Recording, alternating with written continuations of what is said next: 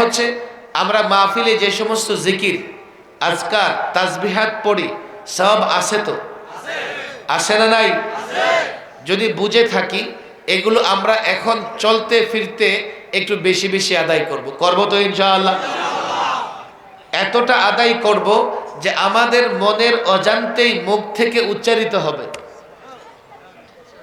এতটা আদায় করব আমাদের মনের অজান্তেই মুখ থেকে লা ইলাহা ইল্লাল্লাহ আল্লাহু আকবার উচ্চারিত হবে। কথা ঠিক না বেঠিক? এটা কোনো কষ্টের ব্যাপার না।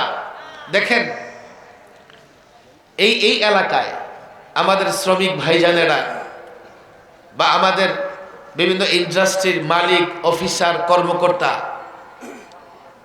রাষ্ট্রে তাদের কি অবদান আমি সেদিকে যাব না, তো একটা হিসাব করলে তো সহজে বোঝা যায় এখানকার লোকেরা অনেক শ্রম দেয়, অনেক ত্যাগ দেয়, অনেক কুরবানি দেয়, অনেক কষ্ট করে। কথা ঠিক না বেঠিক?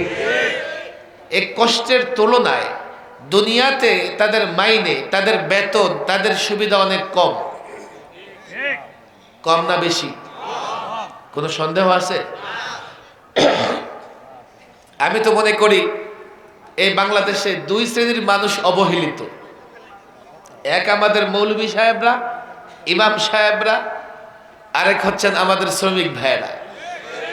বাংলাদেশে ওনাদের চাইতে কম পয়সা কেউ এত লম্বা ডিউটি করে না। ইমাম সাহেবের বেতন ৫,০০০ হোক আর ১০,০০০ হোক, তার ডিউটি পালন করা লাগে ঘড়ির কাঁটা দেখে।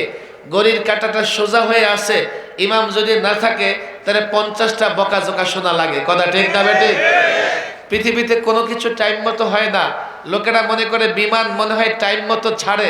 আপনি যান, প্রত্যেক দিন দেখবেন ৫ মিনিট, ১০ মিনিট, ৫০ মিনিট, ২ ঘন্টা পর্যন্ত বিমান ডিলে করে। কিন্তু কোনো মসজিদে ইমাম সাহেব ৩০ সেকেন্ড পর্যন্ত ডিলে করতে পারে। আপনারা যারা এই দেশের অর্থনীতির চালিকা শক্তি, যদি বলি বাংলাদেশে আপনারা এবং বিদেশে আমার প্রবাসী ভাইয়েরা যারা রেমিটেন্স পাঠায়া দেশের মেরুদণ্ড সোজা রাখছে, আমি নিজ চোখে পৃথিবীর নানা দেশে গিয়া আমি তাদের হাতে চুমু খেয়েছি, কপালে চুমু খেয়েছি। তারা এতটা কষ্ট করে পৃথিবীর নানা দেশে দিনভর কষ্ট করে কাজ করে, মনে করবেন রাতের বেলায় আরামে ঘুমায় না। রাতের বেলায় যখন বালিশে মাথা রাখে, মায়ের কথা মনে পড়ে, বাবার কথা মনে পড়ে, স্ত্রীর কথা মনে পড়ে, কলিজার টুকরা সন্তানের কথা মনে পড়ে, তো ১.৫-২ ঘন্টা ফুফায় ফুফায় কান্না করে। তারাও এক ধরনের অবহেলিত, আপনারাও এক ধরনের অবহেলিত। আমরাও, দুনিয়ার মানুষ আমাদেরকে সস্তা মনে করে, যা খুশি তাই বলে, মনে করে মৌলবীরে কিছু বললে তো ধরার কেউ নাই, ওরা দুর্বল, বলে ফেলি। দুনিয়াতে যাই হোক, আমরা চাইলে খুব সহজে আমাদের আখিরাতটা মেরামত করতে পারি। দুনিয়া তো শেষ হয়ে যাবে, দুনিয়া শেষ হয়ে যাবে, বাড়ি গাড়ি অট্টালিকা থাকলেও শেষ হবে, এবং যদি কষ্টের মধ্যে থাকি তারপরও দুনিয়া শেষ হয়ে যাবে, আখিরাত শেষ হবে না। কথা ঠিক না বেঠিক? আখিরাত কি হবে না? আমাদের আসল আখিরাত, আমাদের আসল কি? একটা এক্সাম্পল, উদাহরণ দিব আপনাদের। আপনাদের কষ্ট হইতেছে? আধা ঘন্টা থাকবেন না আরো? আমার দিকে তাকান। হাকিমুল উম্মাহ আশরাফ আলী থানভী রাহিমাহুল্লাহ, আল্লাহু আকবার, খেয়াল করে বুঝতে হবে কথা কি বলি। একটা উদাহরণ দিয়েছেন। এক ব্যক্তি ডিউটি করেছে, বলতে আপনারা একটা কাজ করে দিয়েছে। এখন আপনি সেই ব্যক্তিকে বললেন যে ভাই, তোমাকে এখন পারিশ্রমিক দিব, তবে তোমাকে আমি পারিশ্রমিক দিব দুটা জিনিস দ্বারা। তুমি চাইলে এটাও দিতে পারো, এটাও দিতে পারো। কি? পারিশ্রমিক হিসেবে, মজুরি হিসেবে আমি তোমাকে এই ঘরটা থাকতে দিব, এই ঘরটায় থাকতে দিব। কতদিন?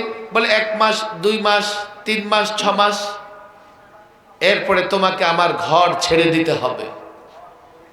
একটা অপশন। আরেকটা, ওই যে দেখো আরেকটা ঘর তৈরি হচ্ছে, রেডি না, তোমাকে একটু সময় দিতে হবে, আমি 6 মাস পরে তোমাকে আমি ওই ঘরটাতে থাকতে দিব। তবে পার্থক্য হচ্ছে তুমি যখন ওই ঘর আমার কাছ থেকে পারিশ্রমিক হিসেবে নিবা, তোমাকে সেই ঘর ফেরত দিতে হবে না। একজন বুদ্ধিমান মানুষ হিসেবে সে কি বলবে, আচ্ছা আমি এই ঘরটা নিয়ে কি করব, 2 মাস 6 মাস পরে তো ঘরটা ফেরত দিতে হবে, এর চেয়ে বরং ভালো আমি 6 মাস কষ্ট করি, কষ্টের পরে সেই ঘরটা যখন আমাকে দিবে আমার আর সেই ঘর থেকে বের হতে হবে না, চিরদিন আমি সেই ঘরে আরাম করব, বসবাস করব। হাকিমুল উম্মাহ লিখেন, আমরা যে আল্লাহর গোলামি করি, আমরা আল্লাহর দাসত্ব করি, আল্লাহ তাবারক ওয়া তাআলা আমাদের সামনে 2 ধরনের পুরস্কার রেখে দিয়েছেন, এক ধরনের দুনিয়া, এক ধরনের আখেরাত। দুনিয়া কি জিনিস, আল্লাহ এখানে যাই দেন, 24 তলা বিল্ডিং দিলেও ছেড়ে আমাকে কবরে 3.5 হাত মাটির নিচে চলে যেতে হবে। আমাকে যদি আল্লাহ দুনিয়াতে ল্যান্ড ক্রুজার গাড়িও দিয়ে থাকেন, আমি মৃত্যুর পরে আমাকে ওই মার্কিন সাদা কাপড়ে পেঁচায়া মাটির নিচে দাফন করা লাগবে, কিন্তু এটা নগদ, আমরা নগদ পেয়ে যাই। আখেরাত একটু পরে আসবে, একটু পরে আসবে, তখন একটু পরে আসবে বটে। আখেরাতে যে নিয়ামত আল্লাহ তাবারক ওয়া তাআলা দিবেন, আখেরাতে যে ঘর আল্লাহ তাবারক ওয়া তাআলা দিবেন, কোনোদিন কেড়ে দিবেন না। আমি জানি না আপনারা আমার কথা মনে রাখছেন কিনা। আমি বলেছি আমরা যখন দোয়া করি আমাদের দোয়াগুলো কয়ভাবে কবুল হয়, আরো জোরে কয়ভাবে, কয়ভাবে বলেন, বলেন কয়ভাবে। মুখস্থ করবেন না, শুধু শুনবেন, করবেন তো। এক, আমরা যা চাই আল্লাহ তাই দিয়ে দেন। আমরা যা চাই, বলেন আমরা যা চাই। আমি বলতেছি আল্লাহ আমাকে এখানে 1 কাঠা জায়গার ব্যবস্থা করে দেন। তা আমি সামান্য উপার্জন করছি, আল্লাহ একজন ভাইকে মিলাই দিছে, সৎ মানুষ, ঝামেলা নাই, টাকা দিছে, 1 কাঠা জায়গা দিয়ে দিছে। এটা হলো আমি যা চাই আল্লাহ তাই দিয়ে দিবেন। 2, আমি চেয়েছি 1 কাঠা জায়গা, আল্লাহ আমাকে 1 কাঠা জায়গা দেন নাই, তবে আমার উপর থেকে একটা মুসিবত সরাইয়া দিছে। আমি এখানে আসার পথে 2 জন রুগী দেখে আসছি ঢাকার গ্রিন লাইফ হসপিটালে। একজন বিবারিয়ার একজন মুরব্বী আলেম, আরেকজন আমার এক ছাত্রের গার্ডিয়ান বাবা। ছাত্রটা কি বললো জানেন, যে বাবার বাইপাস হয়েছে, হার্ট অ্যাটাক হয়েছিল, বাইপাস হয়েছে। আমি তো বললাম তাহলে তো অনেক খরচ। হাউজের অনেক খরচ, শুধুমাত্র অপারেশন করে দেবে, এটার প্যাকেজ মূল্য 3 লক্ষ টাকা। 3 লক্ষ টাকা দিতে হয়েছে শুধু অপারেশনের জন্য। এখন সে আইসিইউতে আছে, আর প্রত্যেক দিন আইসিইউতে থাকার খরচ হচ্ছে 70,000 টাকা। 2 ব্যক্তি, এক ব্যক্তি আল্লাহর কাছে জায়গা চেয়েছে, আল্লাহ তাকে জায়গা দিয়ে দিয়েছে। আরেক ব্যক্তি জায়গা চায় নাই, জায়গা চেয়েছে, জায়গা পায় নাই, কিন্তু আল্লাহ তাবারক ওয়া তাআলা আলিমুল গায়ব, আলিমুল গায়ব, আলিম, তিনি দেখলেন তার উপরে বিশাল বড় এক মুসিবত আছে। তো আল্লাহ জায়গা না দিয়া এই জায়গার বদৌলতে তার উপর থেকে মুসিবত দূর করে দিলেন। আসে এমন অনেক। আল্লাহু আকবার। এক ব্যক্তি হযরত মূসা আলাইহিস সালামের কাছে গেছে, গিয়ে বলতেছে, মূসা আল্লাহর পয়গম্বর, আমি যেন ভবিষ্যৎ জানতে পারি, আপনি আল্লাহর কাছে দোয়া করে দেন। হযরত মূসা বলে, না দরকার নাই, এগুলো ভালো না, অনেক বিপদ আপদ এই সেই। কয় না, আপনি দোয়া করে দেন, আপনার কাছে একটাই আবদার, আমি যেন ভবিষ্যৎ জানতে পারি, আপনি দোয়া করে দেন। হযরত মূসা আলাইহিস সালাম দোয়া করে দিলেন, আল্লাহ এই লোকটা যেন ভবিষ্যৎ জানতে পারে, আপনি ব্যবস্থাটা করে দেন। এখন তো এই লোকটা সামনে কি হবে না হবে সব জানে, জেনে জেনে ঠিকঠাক মতো আমল করে। খেয়াল করেন, হঠাৎ একদিন এই লোকটা জানতে পারলো তার ঘোড়াটা মরে যাবে। তার ঘোড়াটা দৌড়ে গিয়ে বাজারে নিয়ে ঘোড়াটা বিক্রি করে দিল। আর মহা খুশি, হায় হায় দেখো ভবিষ্যৎ জানতে পেরেছি, আমি বড় ক্ষতি থেকে বেঁচে গেলাম। এখন যদি ঘোড়াটা মারা যাইতো আমার কত টাকা লস হইতো, বিক্রি করে দিছি, যাক যা গেছে অন্যের উপর দিয়ে। কিছুদিন পরে সে জানতে পারলো তার গোলাম মারা যাবে। এবার গোলামটাকে দিয়া বাজারে বিক্রি করে দিল। এবার আর তার খুশি ঠেকায় কে? দেখছো ভবিষ্যৎ জানার কারণে কত উপকার, কত ফায়দা। এরও কিছুদিন পরে সে জানতে পারলো সে নিজেই মারা যাবে। এখন দৌড়ে গেছে হযরত মূসা আলাইহিস সালামের কাছে, হযরত নবী আল্লাহ, ঘোড়া মারা যাবে বিক্রি করে দিছি, গোলাম মারা যাবে বিক্রি করে দিছি, এখন নিজের কি করব? আজ মূসা আল্লাহর পয়গম্বর বললেন, দেখো মুসিবত আসছিল ঘোড়ার উপরে, বিক্রি করে দিছো, এরপরে এই মুসিবত তোমার তাকদীরে যেহেতু মুসিবত আছে, এটা আল্লাহ পাঠাই দিচ্ছে গোলামের উপরে, তাও বিক্রি করে দিছো। এখন সেই মুসিবত তোমার উপরে, তোমাকে সেই মুসিবত আস্বাদন করতে হবে, মুসিবতের স্বাদ গ্রহণ করতে হবে। আমাদের এই যে নানান সম্পদ, অর্থের উপরে যে মুসিবত আসে, নারাজ হওয়ার কিছু নাই। আল্লাহ তাবারক ওয়া তাআলা অর্থ সম্পদের ক্ষতির মাধ্যমে আমাদের নফসের উপর থেকে বিপদ দূর করে দেন। তাহলে দোয়া কবুল হয় কয়ভাবে? বলেন কয়ভাবে? কয়ভাবে? এক, আমরা যা চাই আল্লাহ তাই দেন। দুই, যা চাই তা দেন না, তবে দোয়া কবুল করে আল্লাহ মুসিবত দূর করে দেন। কথা ঠিক না ঠিক? তিন, এই শোনেন, দুনিয়াতে কিচ্ছু দেয় না। এক হাদিসে এসছে, মরার পরে যখন দেখবে এক ব্যক্তি যে তার এত পুরস্কার, এত পুরস্কার, আশ্চর্য হয়ে আল্লাহকে প্রশ্ন করবে, আল্লাহ আমি তো এত আমল করি নাই, আমার জন্য এত পুরস্কার কেন?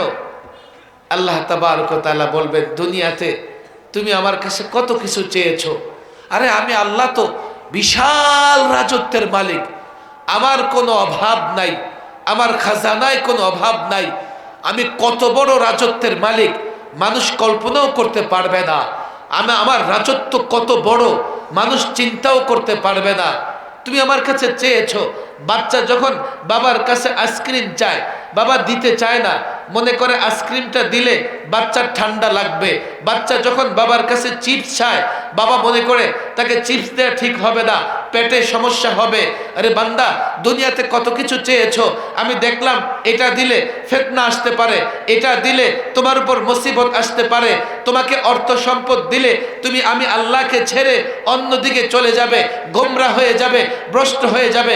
কিন্তু আমি তো আল্লাহ রব্বুল আলামিন, আমার রাজত্ব বড়, আমি তোমার দোয়া কবুল করে ওই দুনিয়া যা দোয়া করেছো এর বদলা আখিরাতে রেখে দিয়েছি। সব দোয়া কবুল হয়। দুইটা দোয়া ছাড়া, গুনাহের কাজ করার দোয়া করা যাবে, আর দুই, আত্মীয়তার বন্ধন ছিন্ন করার দোয়া করা যাবে। মাশাআল্লাহ, দোয়ার মৌসুম আসতেছে। এখন কোন মাস চলতেছে বলেন দেখি? কোন মাস? হাত ধোয়ার শাবান, গোসল করার শাবান? তাহলে একটু শুদ্ধ বলেন, শাবান। আলেমরা আরেকটু বলেন, শাবানুল মুআজ্জম। শাবানুল, এই মাস বরকতের না? কেন বরকত জানেন? এই মাসে বরকতের দোয়া করে গেছেন রাসূলুল্লাহ সাল্লাল্লাহু আলাইহি ওয়াসাল্লাম। এই দোয়াটা আমরা এতদিন পড়ছি না? পড়ছি কিনা? আল্লাহুম্মা বারিক লানা ফি রজব ওয়া শাবান ওয়া বাল্লিগনা রমাদান। আপনাদের কষ্ট হইতেছে? আমার সঙ্গে দোয়াটা পড়েন, আল্লাহুম্মা বারিক লানা ফি রজব ওয়া শাবান ওয়া বাল্লিগনা রমাদান। পড়েন পড়েন, আল্লাহুম্মা বারিক লানা ফি রজব ওয়া শাবান ওয়া বাল্লিগনা রমাদান। দোয়ার অর্থ কি জানেন? ও আল্লাহ, রজব এবং শাবানে বরকত দান করো, হায়াতে বরকত দিয়ে হায়াত বৃদ্ধি করে দাও, রমাদান পর্যন্ত পৌঁছায় দাও। দোয়া করেছেন রাসূলুল্লাহ, দোয়া করতেছি আমরা। রাসূলুল্লাহ সাল্লাল্লাহু আলাইহি সাল্লাম দোয়া করেছেন, কবুল হয় নাই এমনটা হতে পারে? বরকতের দোয়া করেছেন কে? রাসূলুল্লাহ সাল্লাল্লাহু আলাইহি সাল্লাম। এই জন্য রজব শাবান মাস রমজানের কারণে বরকতের মাস। কথা ঠিক না বেঠিক? বলেন বরকতের মাস। আর রমাদান, আল্লাহু আকবার, রাত অনেক হয়ে গেছে, আমি সেদিকে যাব না, এমন এক মাস আসতেছে। এই যুবক, আমি জানি তোমরা ডিউটি করো, আমি জানি তোমরা কষ্ট করো, আমি জানি তোমরা পরিশ্রম করো, তারপর আমি তোমাদের বলি, দেখো এই মাদ্রাসাগুলোতে যাও, গিয়ে দেখো 8 বছরের বাচ্চা রোজা রাখতেছে, 9 বছরের বাচ্চা রোজা রাখতেছে, 10 বছরের বাচ্চা রোজা রাখতেছে। আমি দেখেছি মরুভূমিতে কাজ করে প্রচণ্ড উত্তপ্ত ময়দানে তারাও রোজা রাখতেছে। বছরে একটা মাস রমাদান মাস, এখন থেকে পাক্কা ওয়াদা করো প্রত্যেকটা রোজা রাখবো তো ইনশাআল্লাহ? ওয়াদা করে রাখবো তো ইনশাআল্লাহ? হাত নামান। তবে আমাদের দেশে কিছু যুবক আছে, হাট্টা কাট্টা নৌজওয়ান পালোয়ান টাইপের, আছে না নাই? রমজান আসলে হোটেল সালাদিয়ায় যায়। কোন হোটেলে যায়? হোটেল সালাদিয়া বানায় হোটেল, আছে না নাই? দেখবেন কাকের মতো সালাদিয়ায় ঢুইকা মুখ মুছতে মুছতে বের হয়, আছে না নাই? হোটেল সালাদিয়ায় যাওয়া যাবে? হোটেল সালাদিয়ায় যাওয়া যাবে? আপনাদের কষ্ট হইতেছে? হুজুর আপনি তো বলেন রোজা রাখতে, আমার তো গ্যাস্ট্রিকের সমস্যা, পেট খারাপ, এমন বাহানা করে, আছে না নাই? আচ্ছা, আমরা তো মৌলভী সাহেব মানুষ, আমাদের কথা হয়তো তোমাদের খুব বিশ্বাস হয় না। ইউরোপ আমেরিকার বড় বড় ডাক্তার, বড় বড় বিজ্ঞানীদের কথা তো বিশ্বাস হয় কি হয় না? ইউরোপ আমেরিকার ডাক্তাররা গবেষণা করেছে, দেখেন অবাক হবেন আপনারা। ইউরোপ আমেরিকায় একজন অমুসলিম ডাক্তার অমুসলিম রোগীকে পরামর্শ দেয় মুসলমানদের মতো রোজা রাখো। সুবহানাল্লাহ বলবেন না? বলেন সুবহানাল্লাহ। আমি শেষ করে দেব, কথাটা খেয়াল করে শোনেন, রেকর্ড হইতেছে। আর আপনাদের পকেটে মিস্টার অ্যান্ড্রয়েড আছে না নাই? সার্চ করে দেখেন রোজা রাখলে কি ফায়দা হয়, এখন খুঁজে পাবেন। ইউরোপ আমেরিকার ডাক্তারের গবেষণা করেছে যে রোজা যদি কেউ রাখে, গ্যাস্ট্রিকের রোগী যদি রোজা রাখে, ম্যাক্সিমাম গ্যাস্ট্রিকের রোগী ভালো হয়ে যাবে। তবে কিছু কিছু গ্যাস্ট্রিকের রোগীর কষ্ট হতে পারে। খেয়াল করেন, যাদের কষ্ট হয় তাদের জন্য পরামর্শ কি? রমাদান আসার আগে একটু ডাক্তার দেখান, একটু ঔষধ সেবন করেন, আল্লাহর কাছে দোয়া করেন, আল্লাহ রমাদান আসতেছে, রোজা রাখতে চাই, আল্লাহর কসম করে বলি এই দোয়া করলে রমাদান আসার আগে আল্লাহ তাকে সুস্থ করে দেবেন। আর কিছু কিছু গ্যাস্ট্রিকের রোগী ভালো কেন হয়? আমার দিকে তাকান, আমরা সকালে খাই, দুপুরে খাই, বিকালে খাই, এই যে খাই, পেটের ভেতরে খাবারটা যায়, হজম হয়। তবে ঘন ঘন খাবারের কারণে ময়লা আবর্জনা কিছু পেটের নিম্নাংশে ভেতরে জমা থাকে। খাবার থেকে কিন্তু গ্যাসের প্রবলেম। ওই যে পেটের নিচের অংশে কিছু ময়লা আবর্জনা জমা থাকে, এগুলো থেকে গ্যাস তৈরি হয়, মুখ দিয়ে বের হয়, পেছন দিক দিয়ে বের হয়। এবার আপনি আসেন, রমাদানে যদি রোজা রাখেন, সাহরি খেয়েছেন কোন ভোরে, তাই না? 6-7 ঘন্টার মধ্যে খাবার হজম হয়ে গেছে। কিন্তু খাবার তো হজম হয়ে গেছে, এখন আপনি খাবেন না, ইঞ্জিন তো চালু, মেশিন তো চালু, অপেক্ষায় আছে, আপনি খাবেন, সেটাকে হজম করবে। যখন আপনি খাবেন না, তখন এই ইঞ্জিন, এই মেশিন, ওই যে পেটের নিচের অংশে ভেতরে যে ময়লা জমা আছে ওটাকে ধরে পাকড়াও করে হজম করতে থাকে। সুবহানাল্লাহ বলবেন না? এইভাবে বিকেল হতে হতে পেটের নিচে যে ময়লা আবর্জনা, এটাকে নিঃশেষ